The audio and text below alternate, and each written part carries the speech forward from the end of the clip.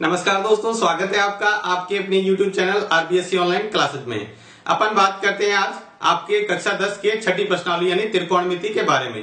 तो पहले अपन देखेंगे इसकी बेसिक जानकारी। देखो ये महत्वपूर्ण क्यों है। अगर आप इस छठी प्रश्नावली को बहुत ही अच्छी तरीके से समझ लेते हैं तो आपको ये प्रश्नावली के साथ साथ सातवीं प्रश्नावली और आठवीं प्रश्नावली भी बहुत ही महत्वपूर्ण है जो त्रिकोणमिति पर आधारित है। तो इसका बेसिक आपको समझना बहुत ही जरूरी है। तो पहले अपन सीखेंगे त्रिकोणमिति होता क्या है, इसके बारे में बेसिक जानकारी, और फिर इसके जो सवाल है वो आप आसानी से कर पाएंगे। और यहाँ पर अपन सवाल करके भी देखेंगे ताकि आपको अच्छे से समझ में आ जाए। तो देखते हैं पहले, सबसे पहले त्रिकोणमिति होता क्या है। तो पहले अपन समझेंगे त्रिकोणमिति के बारे में, तभी आप इसको आसानी से सवाल कर पाएंगे। और इस प्रश्नावली को अगर आप छठी, सातवीं, आठवीं को बहुत ही अच्छी तरीके से करना चाहते हैं तो आप इस वीडियो को पूरा देखिएगा। तो देखते हैं त्रिकोणमिति होता क्या है। त्रिकोणमिति, त्रिकोण, त्रि का मतलब क्या होता है। देखो अपन यहां पर लिखते हैं त्रिकोण।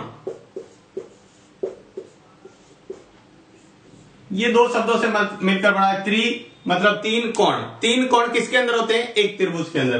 तो ये प्रश्नावली सारी की सारी डिपेंड होती है, वो किसके ऊपर होती है, एक समकोण त्रिभुज के ऊपर। तो समकोण त्रिभुज अपन बना लेते हैं।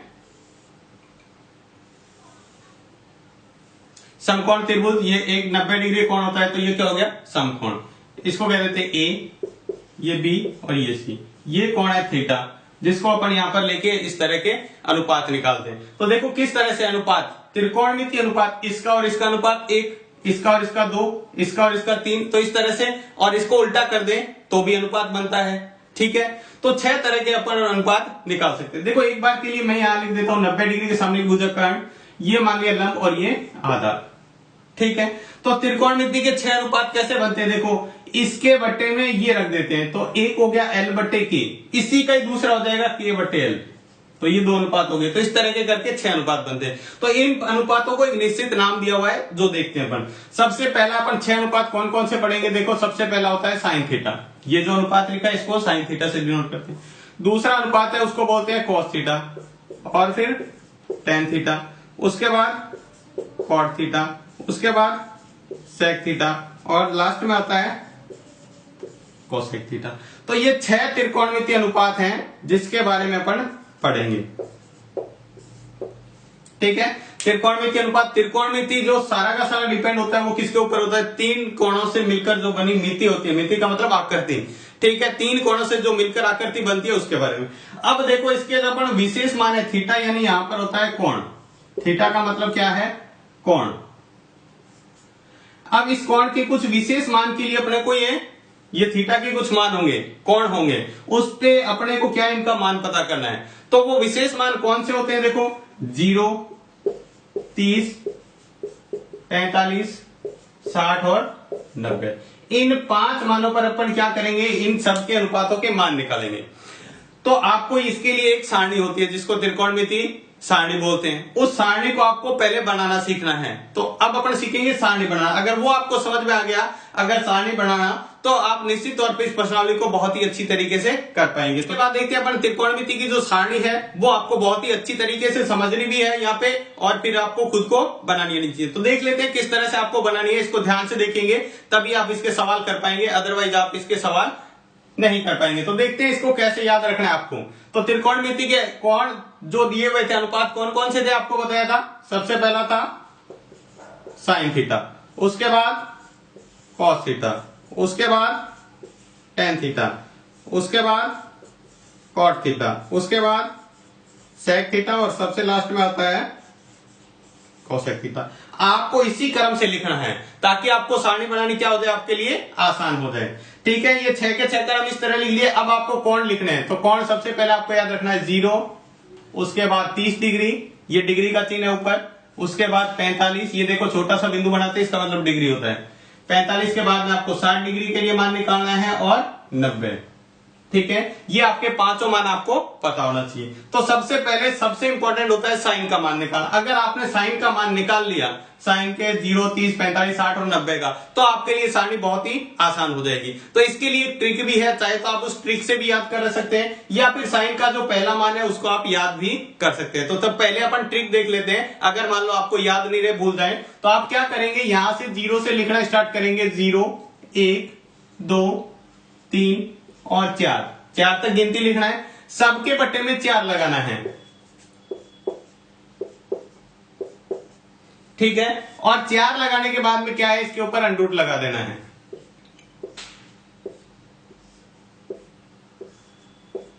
ठीक है, दो चीजें आप ध्यान रखेंगे, यहां पर मैं आपको बता देता हूं। अंडर रूट 0 का मान होता है 0, अंडर रूट 1 का मान 1 होता है, अंडर रूट पूरा पूरा निकलता है। ठीक है, अंडर रूट 2 का मान नहीं निकलता है तो ये अंडर रूट 2 ही रहेगा। अंडर रूट 2 का पूरा पूरा मान नहीं निकलता है, इसलिए आपको अंडर रूट 2 ही रखना है। अंडर रूट 3 का भी पूरा पूरा मान नहीं निकलता है तो इसको अंडर रूट 3 रखना है। अंडर रूट 4 का वर्गमूल कितना होता है, आपको पता है 4 का वर्गमूल होता है 2। ये मान आपको ध्यान होने चाहिए। ठीक है, अगर आप इस मान को ध्यान रखेंगे तो ये सारे कर पाएंगे। अब देखो ये 0/4 का मतलब होता है 0, और 0 का अंडर रूट क्या होता है, अंडर रूट 0 का मान देखो ऊपर 0 आता है 0, तो अंडर रूट 0 का मान होता है 0। यहां पे ध्यान से समझेंगे, अंडर रूट 1 का मान ऊपर वाले का अलग अंडर रूट निकालना है, नीचे वाले का अलग। आप इसको चाहे ऐसे लिख सकते हैं, चाहे तो आप इसको ऐसे भी लिख सकते हैं। तो 1 का मान 1 हो जाएगा, अंडर रूट 4 का मान अभी आपको बताया था, अंडर रूट 4 का मान कितना होता है 2। तो यहां पर कितना लिख देंगे 1/2। यहां पर देखो इसको 2 के पाने से काट सकते हैं, 2 एकम 2, 2 दूनी 4, तो ये बना 1/√2। आपको पता है अंडर रूट 1 का तो मान 1 होता है, लेकिन अंडर रूट 2 का मान नहीं निकलता है। अंडर रूट 2 का मान नहीं निकलता है, पहले संख्या जो खट रही है उसको काट दें। 1 का मान तो 1 निकलेगा, अंडर रूट 2 का मान नहीं निकलता है तो अंडर रूट 2 ही रखना है। यहां पर देखो 3/4, आपको पता है अंडर रूट 3 का मान नहीं निकलता है और 4 का मान 2 होता है। अंडर रूट 3 का मान आपको पता है नहीं निकलता है और 4 का मान कितना होता है 2। यहां 4 से 4 कट गया तो क्या बचा 1, यहां भी 1/1, अंडर रूट 1 का मान क्या होता है 1। इतना आपको समझ में आ गया, ये चीजें ध्यान रखनी है। और ये कैसे निकाला, देखो पहले क्या करना है 0 से 4 तक गिनती लिखनी है, फिर सबके बटे में 4 लगाना है और फिर सबके ऊपर अंडर रूट लगाना है और फिर उस अंडर रूट का मान निकालना है।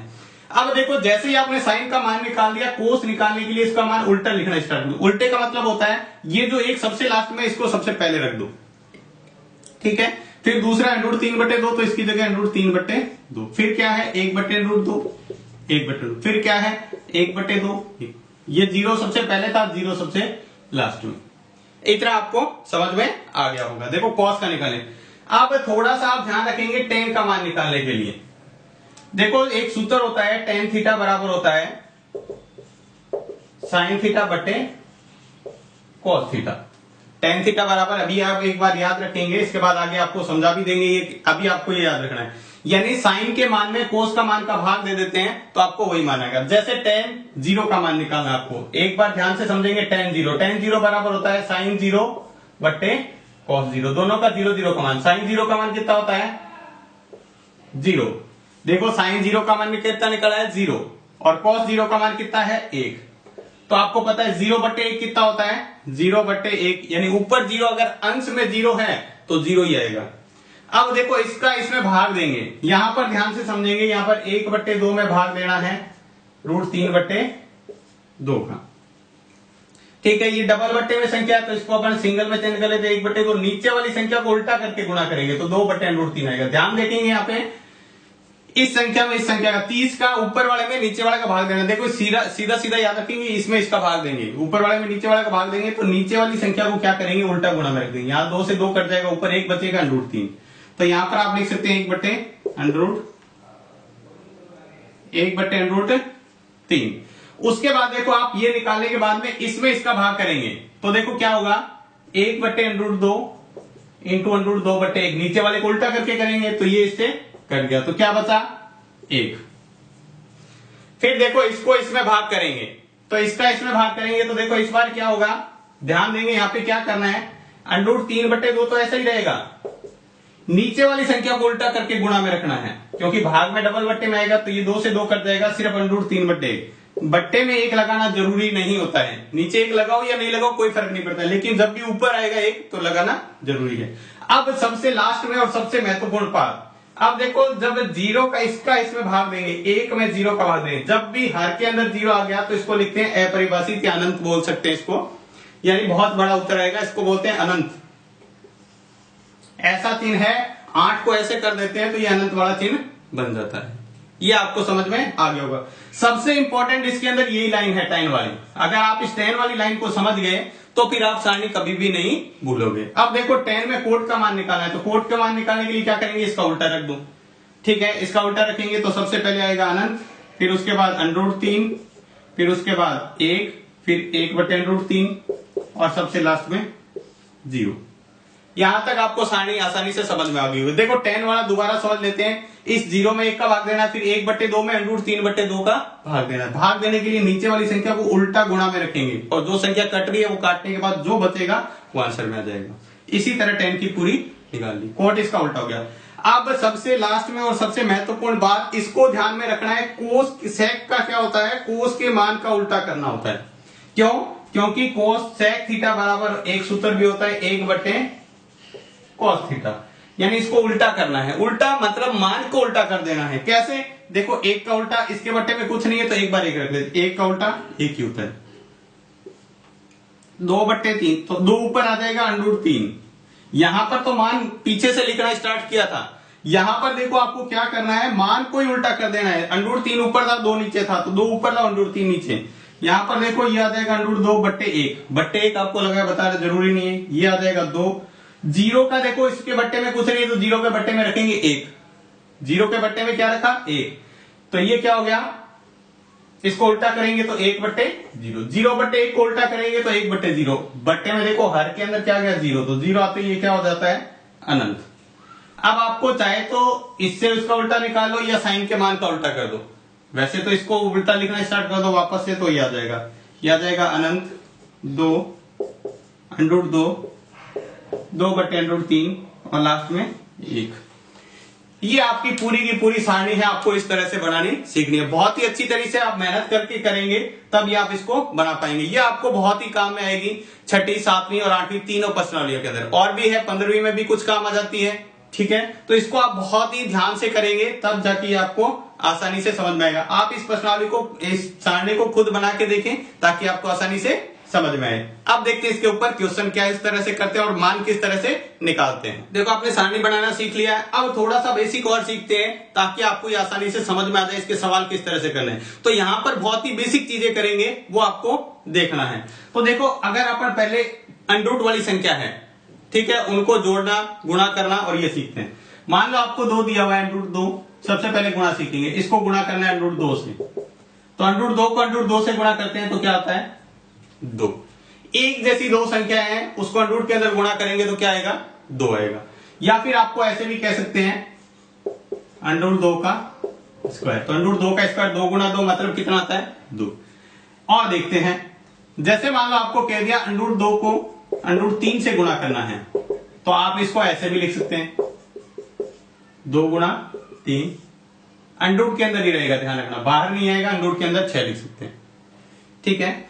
तो ये तो था गुणा के अंदर। एक जैसी दो अंडरूट की संख्या तो अंडरूट के बाहर लिख सकते हैं, ठीक है। अब देखो जो संख्या है इस तरह से √2/√2, तो ये इससे क्या हो जाएगा? भाग के अंदर कट जाएगा और कितना आएगा? 1, ठीक है। इसके बाद अपन देखते हैं, देखो 2 का मतलब क्या होता है? 2 को आप वापस भी ऐसे लिख सकते हो √2 × √2, ठीक है। 2 को ऐसे भी लिख सकते हो और इसको ऐसे भी लिख सकते हो, सवाल में काम आएगा। अब जो सब बात समझ रहे हो उसको ध्यान से समझना। अगर √2 के अंदर √2 जोड़ देते हैं तो क्या होता है? जोड़ने पर क्या होगा? √2 और √2 दो √2 हो जाते हैं। ध्यान रखेंगे, एक √2 ये रहा, एक √2 ये रहा, एक और एक जोड़ेंगे तो कितना हो जाएगा? 2 √2 हो जाएगा। लेकिन आपको अगर ऐसे जोड़ना है, √2 को √3 से जोड़ना है तो नहीं जुड़ेगा, ऐसा कैसे रहेगा? √2 + √3 ही रहेगा, ठीक है। या तो आप इसके मान निकालो अंडरूट के अंदर फिर जोड़ सकते हैं, अदरवाइज ये ऐसे ही रहेगा। अगर आपको घटाना है, √2 में से √2 घटाना है, एक जैसा मान है तो क्या आ जाएगा? 0। एक जैसा मान है तो क्या आ जाएगा? 0। ये तो कुछ बेसिक जानकारी आपको इस तरह से निकालना है। √2 को सेम संख्या होता है इस तरह से करना है आपको, ठीक है। तो ये भी आप अच्छी तरह देखिएगा। इसके बाद अपन सवाल करना देखते हैं।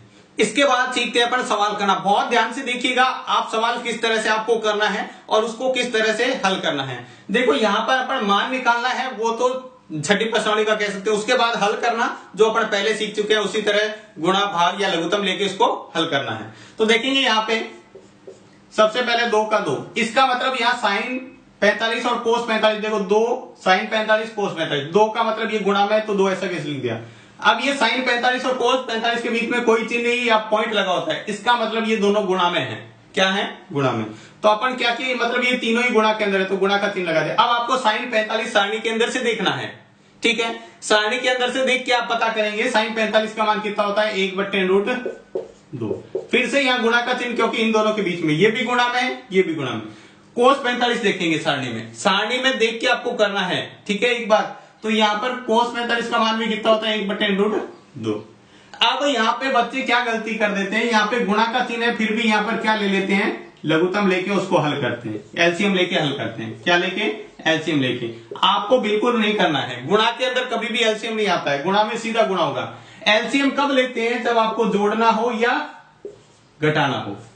ये बहुत सारे बच्चे हैं, कुछ बच्चे हैं जो वीक बच्चे होते हैं, वो ये गलती कर देते हैं। तो आपको ऐसी गलती बिल्कुल भी नहीं करनी है। अगर बीच में दो संख्याओं के बीच में गुणा का चिन्ह है तो उसको गुणा ही करना है। अब देखो कैसे करेंगे, ये 2 का 2, इसको गुणा करते हैं, ऊपर ऊपर वाली संख्या 1 को 1 से गुणा करेंगे तो 1 आएगा। √2 को √2 से गुणा करेंगे, अभी आपको बताया था, जब भी दो एक जैसी संख्या होती है तो उसको गुणा करते हैं तो √2 के बाहर आ जाती है, ठीक है। तो अपन इसको क्या लिखेंगे, बट्टे में 2। अब इसको देखते हैं, ये 2 इधर गुणा में, एक भाग में, ये 2 की देखो ऊपर वाली संख्या के साथ में ये 2, ठीक है। ये कभी भी नीचे वाली संख्या नहीं आएगा, ये नीचे वाली संख्या से कटेगा। और गुणा किससे होता है, ये 2 ऊपर वाली संख्या से। तो कितना हो गया, देखो सब कट गया तो 1 बचा। तो इसका उत्तर क्या आएगा, 1। बहुत ध्यान से देखिएगा, दोबारा इसको कैसे किया, 2 की जगह 2 लिख दिया, बीच में कुछ भी चिन्ह नहीं है तो मतलब गुणा, और यहां भी गुणा। 2 की जगह 2, साइन 45, साइन 45 का मान होता है 1/√2, कोस 45 का भी होता है 1/√2। अब क्या करना है आपको, ऊपर वाली संख्या को, इसको और इसको गुणा करना है, ठीक है, और साथ में इनको भी आपस में गुणा करना है। तो 1 को 1 से गुणा किया तो 1 ही आता है, √2 को √2 से गुणा करते हैं तो अच्छी तरह ध्यान रखेंगे 2 आता है। तो ये 2 इधर गुणा में था, ये भाग में था, तो ये कट गया तो क्या बचा, 1। इस तरह से आपको सवाल मान रख के करने हैं। इसके बाद देखते हैं दूसरा सवाल। ये भी सवाल इंपॉर्टेंट है, इसको ध्यान से देखेंगे। आपको पहले ये सवाल बेसिक लेवल के हैं, आपको समझ में आना चाहिए मान किस तरह से सवाल के अंदर रखते हैं। तो देखो, आप सारणी देखना है आपको और सारणी से मान देखने हैं, ठीक है। आपने जो पहले आपको सारणी बनाई थी वो आप कॉपी पे बनाए, फिर यहाँ पे मान देखते रहे और सवाल खुद करने की कोशिश भी करें। देखो कोस 45 अभी रखा था 1/√2 था। इन दोनों के बीच में कोई चिन्ह नहीं है, मतलब गुणा का चिन्ह। कोस 60 का मान कितना होता है, कोस 60 का मान होता है 1/2। कोस 60 आपको पता है कितना होता है, 1/2। सारणी से देखें, अब यहाँ पर माइनस दे रखा है तो माइनस ही लगाएंगे। साइन 45 होता है 1/√2 और साइन 60 का मान कितना होता है, √3/2। साइन 60 सारणी से देख के मान रखे हैं, साइन कोस 45 1/√2, कोस 60 का मान होता है 1/2, फिर माइनस, तो ये माइनस। साइन 45 का होता है 1/√2 और साइन 60 का मान होता है √3/2। पहले आपस में गुणा कर लेते हैं। देखो 1 को 1 से गुणा करेंगे तो क्या आएगा, 1, और 2 को √2 से गुणा करेंगे तो 2/2। अब आप इसने ऐसे क्यों नहीं लिखा, तो ऐसे लिखना थोड़ा सा अजीब लगता है, तो आप क्या करेंगे, हमेशा बिना अंडरूट वाली संख्या को पहले रखना है। बिना अंडरूट की संख्या को पहले रखेंगे और अंडरूट वाली संख्या को बाद में। 1 को √3 से गुणा करेंगे तो वही आएगा √3, और यहां पर भी लिखेंगे 2√2। अब यहां पे समझने वाली बात है, अब इस बार कौन सा चिन्ह है बीच के अंदर, माइनस का। तब आप क्या लेना है, एलसीएम लेना है। एलसीएम क्या लेंगे, एलसीएम बिल्कुल दोनों एक जैसी संख्या होती है तो उसको वैसा का वैसा ही लिख देते हैं, 2√2, ठीक है। 2√2 एक जैसी संख्या है तो यहाँ 1 का 1 और √3 का माइनस √3 बन जाएगा। अगर एक जैसा एलसीएम है तो ऊपर वाली संख्या वैसी की वैसी लिख देते हैं, बीच में 2 3 है वो लगा के, ठीक है। आपको एलसीएम भी आगे सवाल में, ये लघुत्तम वाले एलसीएम कौन से लेने हैं वो भी अपन आगे सीखेंगे, तो आप लगातार वीडियो देखते रहिए। तो देखो यहां पर ये सवाल था बिल्कुल आसान सा, ये आ गया। यहां पर क्या लिया आपने, एलसीएम, इनका लिया एलसीएम। एलसीएम कौन सी, नीचे वाली संख्याओं का लेते हैं। तो नीचे वाली संख्या बिल्कुल एक जैसी है ना, तो वैसे एक बार रख दो, ठीक है। उसके बाद यहां पर 1 है तो 1 रख दिया, बीच में माइनस है, माइनस रखा, पीछे √3 है तो √3 रख दिया। बिल्कुल सिंपल सा सवाल हो गया। तो आप इन दोनों सवालों को स्क्रीनशॉट लेकर लिख भी सकते हैं। इसके बाद देखते हैं तीसरा सवाल, ये थोड़े से उससे हाई लेवल का आ गया, ठीक है। इस तरह का सवाल आपके एग्जाम में भी आ सकते हैं, तो इसको बहुत ध्यान से देखना है और बहुत ध्यान से भी करना है। क्यों, क्योंकि यहाँ पर इसके ऊपर स्क्वायर लगा हुआ है, तो स्क्वायर वाले सवाल किस तरह से करते हैं वो ध्यान से देखेंगे। तो देखो सबसे पहले तो आपको वही करना है, सारणी के अंदर से मान देख के रखना है, ठीक है। सारणी आपको बनानी है, अपने पेज में बनाई हुई, उसी से मान देख के रखते हैं। तो आप देखेंगे साइन 30 ही देखना है यहाँ पे, ठीक है। स्क्वायर को बाद में करेंगे। साइन 30 का मान कितना होता है, सारणी से देखा और यहां पर क्या करेंगे, स्क्वायर को हल करने के लिए इस संख्या के ऊपर स्क्वायर लगा देंगे। ये जो स्क्वायर है वर्ग लगा हुआ है, ये संख्या के ऊपर वर्ग लगाएंगे, ठीक है। प्लस ये 2 गुणा में पड़ा है, इस 2 को गुणा में रखेंगे, ठीक है। ये संख्या इसके साथ कोई चिन्ह नहीं है तो मतलब गुणा में। कोस 45 का मान कितना होता है, सारणी से देखेंगे, सारणी से देखने से पता चला कोस का होता है 1/√2 और कोस के ऊपर वर्ग है, जहां पर वर्ग लगा हुआ है उस संख्या के ऊपर वर्ग लगाना है। सारणी से मान देकर उसके ऊपर वर्ग लगा देंगे। फिर प्लस ये 3 है, इसके भी साथ गुणा में है ये tan 60 का मान, तो tan 60 का मान कितना होता है √3 और इसका भी क्या करेंगे, स्क्वायर कर देंगे, ठीक है। स्क्वायर कर दिया। अब स्क्वायर को हल कर लेते हैं।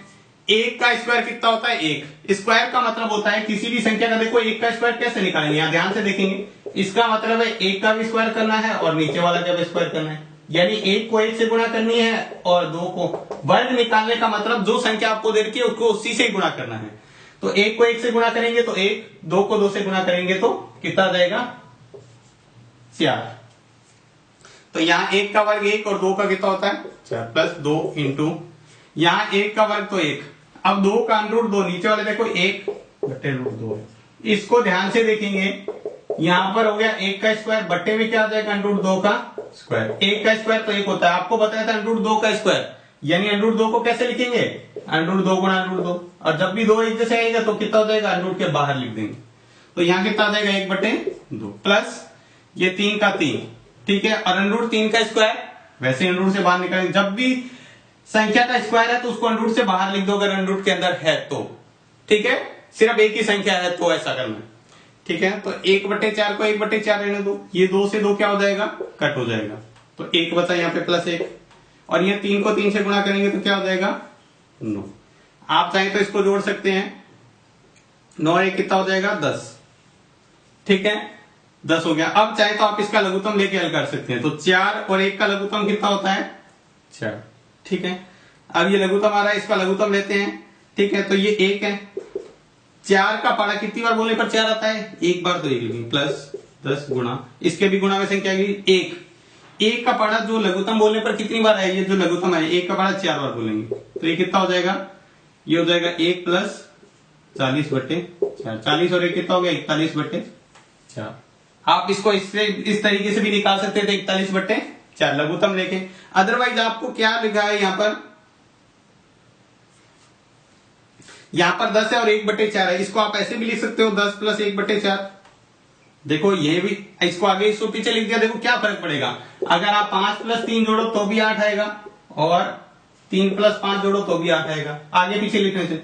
या आप इसको मिश्र भिन्न में लिख सकते हैं, मिश्र भिन्न में आपको सीधा लिख सकते हैं, अगर आपके प्लस में संख्या यहाँ पे, ठीक है, ये प्लस में है और ये 1/4 बट्टे वाली संख्या तो 10 से 1/4, इसको भी हल करेंगे देखेंगे साधारण भिन्न में। देखो आंसर तो आपका ये भी है, ये भी आंसर है, ये आपको थोड़ा सा एडवांस लेवल का। इसको भी हल करोगे, इन दोनों को करते हैं गुणा, 4 को 10 से गुणा करेंगे 40 और 1 41, ऊपर लिख दिया और बट्टे वाली संख्या, तो देखो सेम ही आएगा। तो आप चाहें तो इस तरीके से भी, ये भी सवाल सही है अगर आपको ये समझ में आ गया, और ये लिखना चाहें 10 से 1/4 तो ये भी सही है, दोनों ही लिख सकते हैं। तो देखो इसको दोबारा से देख लेते हैं, आपको किस तरह से करना है, बहुत ही ध्यान से समझना है। सबसे पहले आपको सारणी से देख के मान रख लेने हैं, मान रखने के बाद अगर किसी का स्क्वायर करना है, यहाँ पर तीनों पर स्क्वायर है तो स्क्वायर करेंगे और फिर उस स्क्वायर को हल करेंगे। सबसे पहले तो स्क्वायर को हल कर लिया, फिर तो आपको सिंपल सा लघुत्तम लेके या जोड़ के जैसे भी करना है आप उसको ऐसे कर सकते हो। तो ये था इसका तीसरा सवाल, इसको भी आप लिख सकते हैं या स्क्रीनशॉट ले सकते हैं। इसके बाद देखते हैं अगला चौथा सवाल, ये भी महत्वपूर्ण सवाल है, इसको बहुत ध्यान से देखिएगा।